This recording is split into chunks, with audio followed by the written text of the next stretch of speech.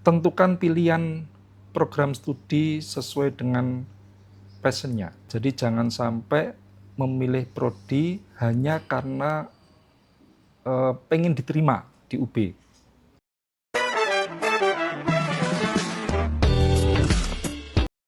Universitas Brawijaya merupakan salah satu universitas yang terus menunjukkan kualitas unggul dalam bidang riset, akademik, dan pengembangan sumber daya manusia, menjadikan salah satu universitas top 10 di Indonesia. Universitas Brawijaya terus menjadi pilihan bagi calon mahasiswa yang ingin menempuh pendidikan tinggi dengan kualitas yang sangat terbaik. Namun jangan khawatir karena Universitas Brawijaya kembali membuka jalur mandiri tahun 2026 sebagai salah satu kesempatan penting bagi calon mahasiswa yang ingin melanjutkan pendidikan di kampus ini melalui berbagai skema seleksi yang tersedia. Jalur ini menjadi ruang bagi peserta untuk menunjukkan potensi terbaiknya, baik melalui prestasi akademik, nilai raport, maupun mekanisme seleksi lainnya. Dan pada segmen kali ini, kita akan didampingi oleh Bapak Arif Hidayat Eskom MM selaku Sekretaris Direktorat Administrasi dan Layanan Akademik Universitas Brawijaya yang akan memberikan penjelasan mengenai informasi, prosedur, serta hal-hal penting seputar jalur mandiri UB tahun 2026. Baik, bagaimana kabarnya Bapak Arif? Alhamdulillah sehat. Alhamdulillah. Ya. Kalau dari Bapak Arif, karena sebagai dari Sekretaris Direktorat Administrasi dan Layanan Akademik, Ya. kira-kira dari Bapak Arif sudah berapa lama menjadi bagian dari Dala UB? Nah, saya kebetulan mulai bergabung di Direktorat Administrasi dan Layanan Akademik itu bulan Maret tahun 2024 ya.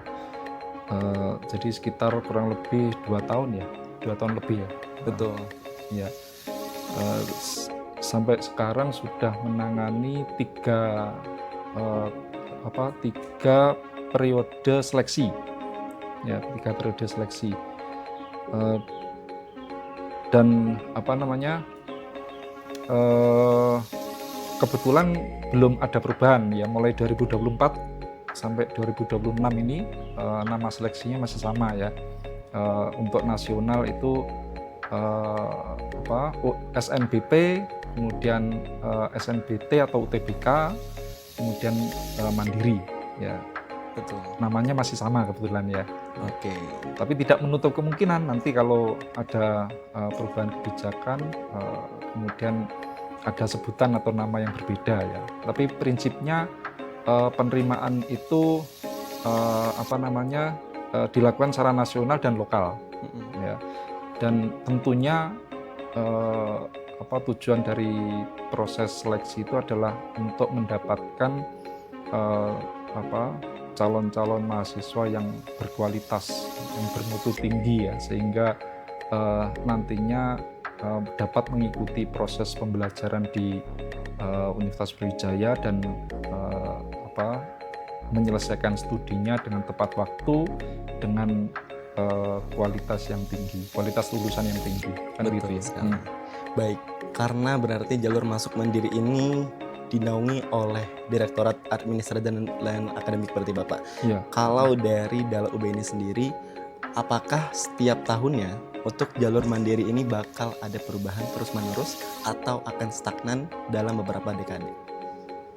Ya, jenis seleksi itu diatur melalui, terutama yang lokal ya, melalui peraturan rektor ya. Sehingga apabila ada pertimbangan tertentu, kemudian pimpinan memiliki kebijakan untuk melakukan perubahan nama atau perubahan format dalam proses seleksi, tidak menutup kemungkinan itu dilakukan, tetapi pasti akan dituangkan dalam peraturan rektor terlebih dahulu. Baik. Ya. Kalau untuk di tahun 2026 ini, karena kan kita membuka jalur masuk ya untuk tahun ini. Ya, betul. Ada kategori apa saja Bapak untuk tahun 2026 ini? Seperti yang tadi saya sampaikan, jalur nasional itu ada SNBP ya, seleksi nasional berbasis prestasi, Kemudian ada SNBT, Seleksi Nasional Berbasis Tes, yang tesnya itu disebut UTBK ya, ujian tulis berbasis komputer ya. Kemudian ada seleksi lokal, disebut seleksi mandiri, itu ada beberapa macam ya. Yang pertama adalah seleksi mandiri rapot ya, kemudian seleksi mandiri prestasi, kemudian juga ada seleksi mandiri penyandang disabilitas, kemudian juga ada seleksi IUP, kita juga ada seleksi International Undergraduate Program ya. Kemudian juga ada seleksi mandiri berbasis nilai UTBK.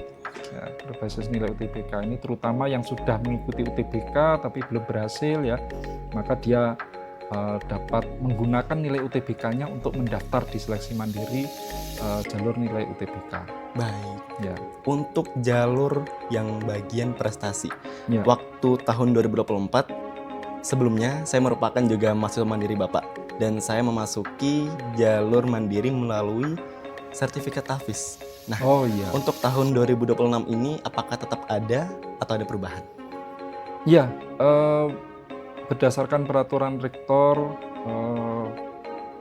yang mengatur tentang seleksi mandiri di UB, jalur tahfiz atau calon-calon yang memiliki hafalan tinggi ya, hafalan kitab suci sampai dengan 30 juz itu mendapatkan skor yang sangat tinggi ya, skor yang sama dengan skor yang diterima oleh mahasiswa yang mendapatkan peringkat internasional, peringkat 1 internasional ya. Jadi sangat tinggi untuk tahfiz ya. Jadi ada 4 kategori kalau nggak salah ya. Untuk tahfiz itu 25 juz sampai 30 juz itu skornya paling tinggi ya. Skor paling tinggi, kemudian berjenjang di bawahnya sampai dengan minimal 5 juz. Gitu. Apakah ada kategori tertentu Bapak untuk lembaga yang bisa memberikan sertifikat yang pastinya bisa diverifikasi hal tersebut untuk bisa diterima di seleksi jalur mandiri? Kriteria tertentu tidak ada, tidak diatur di dalam peraturan rektor seleksi mandiri ya. Di dalam peraturan rektor itu hanya disebutkan bahwa apabila yang bersangkutan itu melampirkan sertifikat tahfiz ya, berapa juz, maka kita harus verifikasi kan ya, kita verifikasi. Kalau terverifikasi maka dapat diberikan poin atau sesuai dengan jumlah juz yang dihafalkan. Baik, Gitu. kalau kita melihat dari keagamaan lainnya, apakah mereka mendapatkan peluang yang sama terkait dari sertifikat tahfiz tersebut? Ya, sama, karena tidak disebutkan menghafal Al-Quran saja ya. Oke, Disebutkan menghafal kitab suci ya, sehingga kitab suci agama selain Islam dimungkinkan kalau Berarti ini memang umum ya? Iya betul, dimungkinkan kalau memang ada sertifikat dan diterbitkan oleh lembaga yang memang memiliki kewenangan menerbitkan sertifikat hafalan kitab suci. Berarti memang tidak menutup kemungkinan bahwa semua pihak Iya. bisa masuk ke jalur mandiri Bapak. Betul, betul. Dan untuk dari pembagian seleksi mandiri seperti prestasi, UTBK, dan lain sebagainya, apakah ada proporsi masing-masing dari setiap tes yang mereka ambil untuk calon mahasiswa? Proporsi jumlah mahasiswanya, jumlah kuotanya atau proporsi apa maksudnya ini? Dalam jumlah kotanya. Kuota ya, Ya. kalau kuota ada ketentuan sesuai peraturan menteri terkait dengan seleksi mahasiswa baru ya, bahwa untuk PTNBH diberi ketentuan proporsinya SNBP 20% minimal ya, minimal 20%. Kemudian untuk SNBT ya itu minimal 30%. Kemudian untuk SMUB atau seleksi mandiri atau seleksi lokal yang dilakukan oleh Universitas Brawijaya itu maksimal 50%.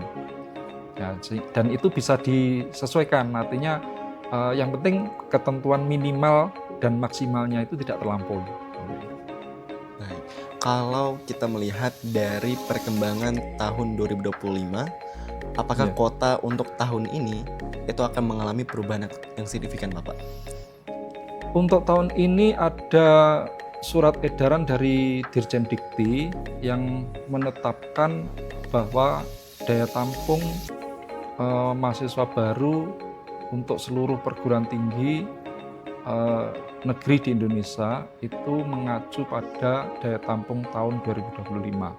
Oke. Ya, sehingga eh, apa eh, tidak ada perubahan, relatif tidak ada perubahan dibandingkan dengan tahun lalu. Baik. Ya. Karena kan kalau kita melihat dari tahun 2024 dan tahun 2025 itu lonjakannya cukup drastis, Bapak. Oh iya, betul. Kan berarti waktu itu untuk jalur yang mana itu yang ditingkatkan untuk jumlah kuotanya, Bapak? Kalau peningkatan 2024 ke 2025 itu ada beberapa faktor ya. Yang pertama memang ada beberapa program studi yang diajukan untuk menambah daya tampungnya, tapi juga karena ada beberapa program studi baru. Baik. Jadi program studi baru itu cukup signifikan membuat daya tampungnya secara total di UB itu naik. Sangat meningkat berarti, Bapak? Iya.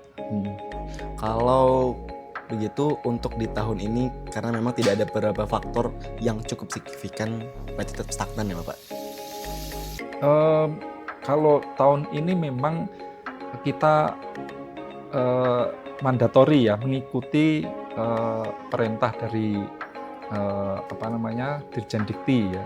Jadi Dirjen Dikti sudah membuat surat ke seluruh PTN menetapkan bahwa daya tampung mahasiswa baru tahun ini sama dengan tahun lalu. Nah, kita mengikuti perintah tersebut. Ya. Baik, berarti memang kita melihat dari perkembangan dari kementerian kita sendiri, Bapak. Betul. Baik. Nah, ketika calon mahasiswa itu memasuki jalur seleksi mandiri, Bapak, Ya. kira-kira ada tahapan pendaftaran yang benar nggak, Bapak? Calon mahasiswa harus mencermati, membaca dengan cermat ya petunjuk-petunjuk dan informasi yang disampaikan terkait dengan seleksi tersebut ya. Misalkan dia mau mendaftar seleksi mandiri, maka dia harus masuk ke website Selma ya, selma.ub.ac.id, kemudian masuk ke menu sarjana, dipilih seleksinya, seleksi mandiri rapot atau seleksi mandiri prestasi. Nah, di sana dipaparkan semua informasi terkait dengan syarat-syarat, tata cara pendaftaran, program studinya apa saja, sehingga kalau langkah-langkah yang ditampilkan di dalam informasi tersebut diikuti dengan benar, tidak akan ada kesalahan. Ya, langkah pertama mempelajari itu. Kemudian langkah kedua itu menyiapkan berkas-berkas yang dibutuhkan. Ya, berkas-berkas yang dibutuhkan itu nanti akan ditampilkan di menu pendaftaran. Ya, menu pendaftaran itu bisa diakses di admisi.ub.ac.id. Nah, pertama kali bagi calon pendaftar yang baru pertama kali masuk ke admisi UB.AC.ID, dia harus mendaftarkan emailnya untuk mendapatkan akun. Ya, jadi dia mendapatkan akun dengan mendaftarkan emailnya, dan setiap orang itu dapat mendaftar lebih dari satu akun. Wah, berarti Ya. untuk perhitungan ini bukan satu orang satu akun, Bapak? Tidak, satu orang bisa mendaftar lebih dari satu akun. Ya, satu akun itu bisa mendaftar di program studi tertentu, memilih program studi. Nah, jadi setelah dia mendapatkan akun, maka barulah dia login ke admisi dengan akun baru tersebut, kemudian melakukan pendaftaran dengan mengambil nomor pembayaran. Ya, jadi nomor pembayaran itu digunakan untuk melakukan pembayaran pendaftaran, biaya pendaftaran. Ya, biaya pendaftaran untuk seleksi mandiri ini adalah 500.000 per pendaftaran. 500.000. 500.000 per pendaftaran ya. Eh, Setelah itu baru setelah konfirmasi pendaftaran baru kemudian dia melanjutkan dengan memilih prodi yang dituju ya, dan mengisi isian yang sudah ada di formulir tersedia di admisi tersebut. Nah, di setiap tahapan pengisian itu sudah ada petunjuknya. Kalau dia diminta untuk mengunggah dokumen, maka dokumen apa yang harus diunggah dicantumkan di sana. Kalau dia harus mengisi formulir, ya mengisi file yang berisi formulir ya, maka template formulirnya juga disediakan. Ya, kalau berupa isian formulir, template-nya di-download dulu, diisi, ditandatangani, kemudian diunggah, ya, di-scan, diunggah di admisi tersebut. Lanjut sampai dia finalisasi pendaftaran.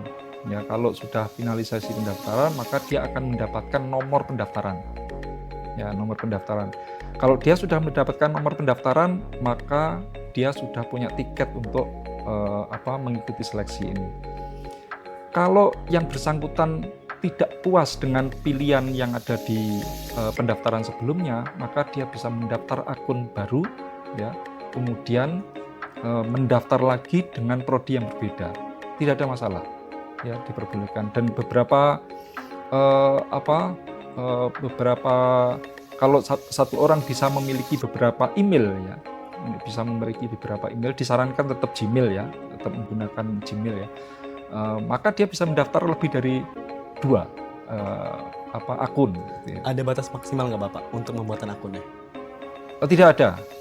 Cuman memang semakin banyak akun yang didapatkan, tentunya akan menyulitkan dia untuk menghafal, ya. Kalau terlalu banyak, ya. Cuman kalau memang dia bisa mengatur memanage akunnya dengan baik, saya kira tidak ada masalah dengan banyak akun, ya. Berarti memang balik lagi ke calon mahasiswa ya Bapak? Iya, betul. Ya. Yang sudah disampaikan dengan Bapak sebelumnya tadi, ya, terkait tahapan pendaftaran. Ya. Karena kan kita sudah memberikan petunjuk dan sosialisasi secara masif ya Bapak. Ya. Apakah ada dokumen atau persyaratan krusial yang wajib dipersiapkan untuk calon mahasiswa? Ya, pasti ada, ya, dokumen yang wajib dipenuhi. Tetapi detailnya bisa langsung dilihat di formulir pendaftaran waktu mendaftar melalui admisi UBHSID. Misalkan, ya, foto 3x4 misalkan harus diupload, itu kan wajib ada, ya. Kemudian KTP, KK, ya, itu kan harus diupload. Dan untuk tahun ini pendaftaran mandiri itu sudah diminta mengunggah berkas-berkas yang menjadi dasar perhitungan UKT. Ya. Jadi penghasilan orang tua, rekening listrik, rekening PDAM. Oh, berarti lebih detail ya Bapak? Iya, lebih detail untuk tahun ini, ya. Yang tahun sebelumnya itu dilakukan pada saat daftar ulang. Oh, ya. Berarti sebelum pendaftaran ulang udah dicek terlebih dahulu. Betul, ya? Sehingga waktu daftar ulang itu mahasiswa nggak perlu mengupload banyak-banyak dokumen, gitu, karena dia sudah mengupload di saat mendaftar. Baik, berarti memang penentuannya sudah ditentukan sebelum mereka melakukan pendaftaran ulang ya Bapak? Iya, betul. Untuk berarti itu pembaruan untuk di tahun ini Bapak? Iya. Baik. Nah, kalau dari calon mahasiswa hingga saat ini Bapak, apakah terkadang mereka memiliki kendala terkait dokumen atau dan lain sebagainya?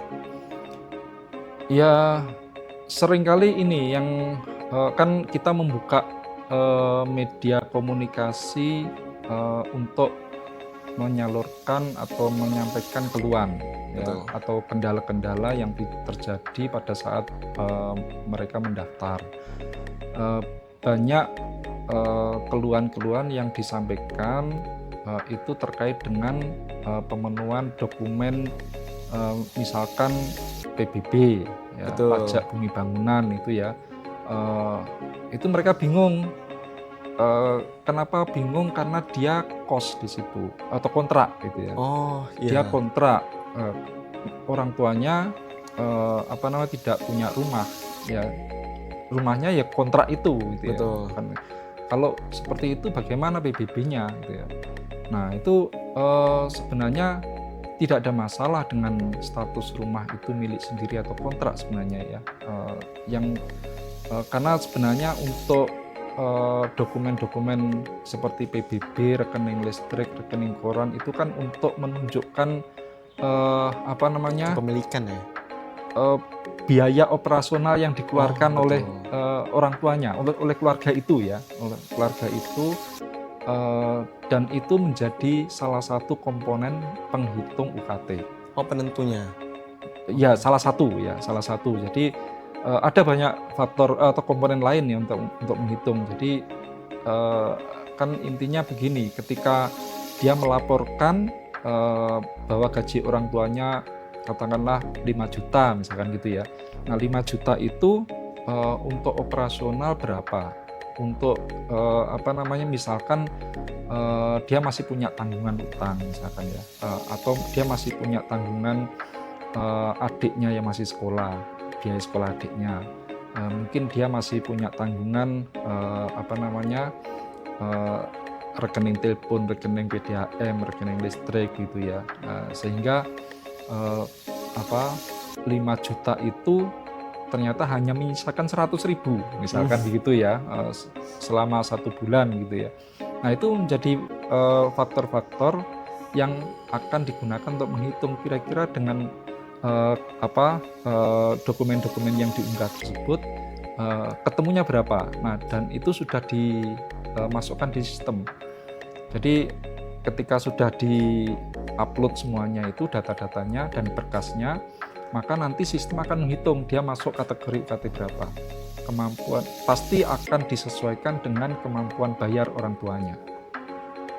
Oke. Ya. Berarti penentuan untuk UKT itu sudah ditentukan sebelum mereka melakukan pendaftaran ulang ya Bapak? Ya. Nah, untuk kategori penentuan, apakah itu cukup dari salah satu orang tua atau sepasang orang tua tersebut? Ya akan lebih baik kalau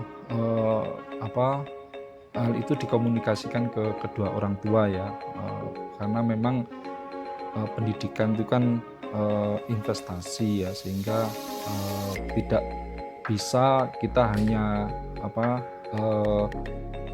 sudah ngomongnya ke ayah saja misalkan ya, atau ke ibu saja gitu ya. Ya sebaiknya kedua orang tua diajak bicara, dan hal-hal yang mungkin nanti harus dipenuhi ya dalam pendaftaran itu. Dan ini waktu pendaftaran kan nggak terlalu panjang ya, kalau dia katakanlah misalkan semuanya urus sendiri ya, sementara mungkin orang tuanya, ayahnya sibuk gitu ya, terus dia hanya mengandalkan ayahnya untuk komunikasi, itu kan akhirnya tertunda-tunda pemenuhan dokumennya. Miskomunikasi ya. Ya akhirnya nanti dia akan mengalami keterlambatan, kurang berkas ini ya, ditunggu nggak sampai dengan batas akhir pendaftaran, nggak finalisasi akhirnya ya, nggak finalisasi berarti dia nggak mendapatkan nomor pendaftaran kan gitu ya. Kalau nggak dapat nomor pendaftaran berarti kan dia nggak bisa ikut seleksi. Baik. Kan gitu ya. Jadi sebaiknya komunikasikan ke kedua orang tua, kemudian jika diperlukan ya mohon bantuan kedua orang tua untuk membantu melengkapi atau memenuhi kelengkapan berkas-berkas tersebut gitu. Baik, berarti itu merupakan salah satu indikator dari kesalahan umum ya berarti Bapak. Nah, kira-kira apa saja kesalahan umum dari calon mahasiswa Bapak ketika sedang mendaftar dari jalur mandiri? Ya, selain dokumen tadi yang seringkali ditanyakan ya, apa diminta slip gaji, kemudian karena orang tuanya swasta ya, tidak menerbitkan slip gaji misalkan. Betul. Gitu ya, atau misalkan ditanya rekening telepon, di rumahnya nggak ada telepon misalkan gitu ya. Jadi itu sebenarnya tidak harus dimaknai persis seperti yang dipersyaratkan di dalam formulir tersebut ya. Karena intinya sebenarnya adalah untuk mengetahui kemampuan bayar orang tuanya. Nah, yang seringkali terlupakan itu adalah tombol finalisasi yang terakhir itu ya. Betul. Jadi, kadang-kala karena sudah merasa mengunggah ya, kemudian ini terutama kalau ini biasanya dia mendaftarnya tidak sehari selesai. Ya, kadang-kala memang ada berkas yang dia ini belum ada, dia harus ngurus ya, tertunda kan. Kemudian besoknya baru dia dapat dokumen itu, diupload, lanjut lagi ke tahap berikutnya kan gitu ya. Nah, kalau mendaftar itu memerlukan waktu lebih dari 1 hari, kadangkala lupa finalisasi. Ya, jadi sudah merasa lengkap, kemudian nggak diklik finalisasi, nomor pendaftarannya nggak dapat. Gitu. Harus teliti berarti ya? Iya, betul. Ya dari awal harus ini yang saya sampaikan di awal tadi, pastikan informasi yang disampaikan di Selma OBHSID itu dipelajari, dibaca semua ya, dibaca semua dan diikuti tahapan-tahapannya sampai selesai, dan pastikan mendapatkan nomor pendaftaran. Ya, jangan sampai sudah isi formulir banyak, kemudian ternyata tidak finalisasi, tidak mendapatkan nomor pendaftaran. Wah, sayang banget sih. Sayang sekali. Sayang sekali. Sayang sekali. Nah, kalau dari pihak Universitas Brawijaya Bapak, apa yang mereka jaminkan proses seleksi ini bisa berjalan dengan transparan dan akuntabel? Ya, kita pastikan ya bahwa tidak ada informasi yang disembunyikan. Ya, semua informasi kita publikasikan secara terbuka, baik di laman Selma OBHSID ya, yang berisi informasi-informasi seleksi mahasiswa ya, maupun di aplikasi pendaftaran admisi. Betul. Ya, di admisi. Semua informasi kita tampilkan di sana. Kita informasikan kepada calon-calon pendaftar. Tidak ada yang ditutup-tutupi, ya, tidak ada yang disembunyikan, dan tidak membeda-bedakan antara pendaftar satu dengan pendaftar yang lain. Semuanya kita perlakukan sama sesuai dengan aturan yang ada. Berarti memang dari kualitas dari individu calon mahasiswa berarti Bapak ya? Ya, tentunya kalau ini kan bisa digunakan untuk mengukur kualitas. Betul. Kualitas mereka ya. Jadi kalau mereka dari awal saja sudah nggak cermat ya. Betul. Sudah ceroboh gitu ya. Nah, ini dikhawatirkan nanti waktu kuliah juga sering tugas-tugas nggak dikerjakan ya, ujian nggak selesai kan gitu ya. Nah, itu tingkat keberhasilan studinya kan menjadi rendah. Makanya dari awal itu sudah diajari untuk teliti ya dalam melakukan sesuatu ya, mulai dari pendaftaran ya. Mulai dari pendaftaran ini sudah banyak hal yang harus dilakukan dan itu harus cermat. Betul. Harus teliti. Baik.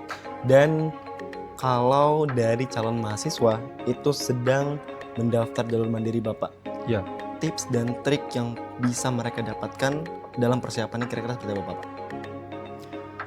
Ya, untuk mandiri ini kan tidak ada ujian khusus ya.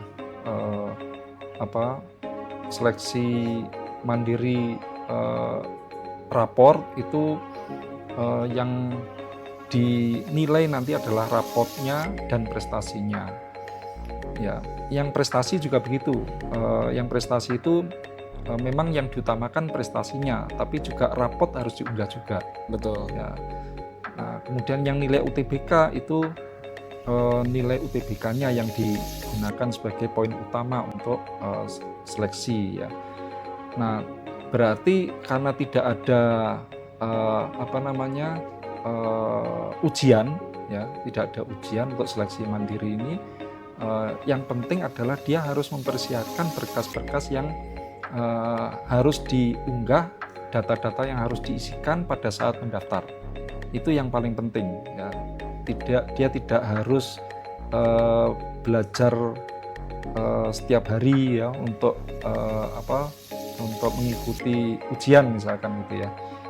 Tapi khusus untuk IUP ya, untuk seleksi IUP itu ada tes bahasa Inggris. Bahasa Inggrisnya. Tes bahasa Inggris dan ada wawancara. Oke, Ya. untuk tes IUP saja. Untuk tes IUP itu ada tes bahasa Inggris dan wawancara. Untuk seleksi mandiri penyandang disabilitas itu tidak ada tes, tetapi ada wawancara. Betul. Ada wawancara. Dan untuk yang seleksi mandiri IUP Bapak, Ya. apakah mereka perlu untuk melampirkan terlebih dahulu sertifikasi terkait TOEFL atau IELTS mereka, atau nantinya akan dites di onsite untuk jalur mandiri ini? Ya, IUP ada tes bahasa Inggris ya. Dia diperbolehkan, tidak diharuskan ya, tapi kalau memang dia memiliki sertifikat TOEFL ya, kemudian memiliki sertifikat lainnya ya, dipersilakan untuk diunggah ya, tapi tidak wajib ya.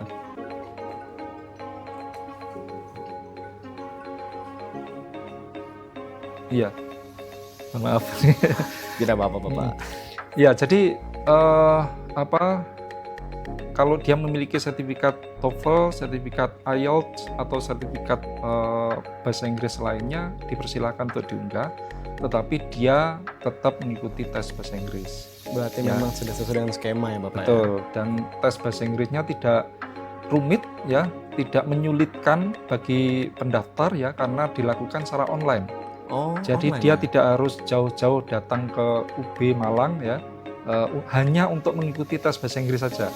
Ya, dia bisa mengikuti tes di rumahnya masing-masing. Ya, Oke. asalkan memenuhi persyaratan ya. Tentunya karena ini tes online ya, pasti syarat utamanya adalah memiliki bandwidth ya. Kalau perangkat yang lainnya tentunya sudah diinformasikan ya ketika mendaftar IUP, perangkat yang dipersyaratkan apa saja. Ya, kalau dia memenuhi syarat itu, dia tidak harus jauh-jauh, ikut ujian di rumah masing-masing. Ya.